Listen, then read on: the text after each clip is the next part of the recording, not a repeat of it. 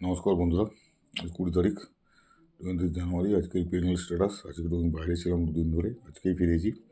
যাই হোক, মার্কেট একটু বসেছিলাম, বসেই কিন্তু প্রচুর লস করেছিলাম সেন্সেক্সে। একটা পুট নিয়েছিলাম, যেহেতু আজকে ট্রাম্পের ভাষণ ছিল, আর এই ট্রাম্পের শপথ ছিল। মার্কেট কিন্তু আপার সাইডে গিয়েছে, কিন্তু আমি পুট নেওয়ার পরে অনেকটাই লসে চলে গেলাম, 2,500 মতো। ওখান থেকে একটা দেখলাম যখন মার্কেট রিভার্স করছে, তখন একটা কল নিলাম। যাই হোক, কলটাতে 2-3 বার বাই করে করে 4,400 টাকার মতো একটা প্রফিট এসে গেছিলো। কিন্তু উল্টো দিকে কোটাক মহেন্দ্র ব্যাংকের কোয়ার্টারলি রেজাল্ট খুব ভালো হওয়ার জন্য কোটাক মহেন্দ্র ব্যাংকটাও আজকে খুব উঠেছে। ওখানেও আমি কিছু লস করে দিয়েছি আজকে, প্রায় 400 400 টাকার মতো। এবং ম্যাচডক, এটা যদিও আমার পোর্টফোলিওতে আছে, এও আজকে প্লাস হয়েছিল।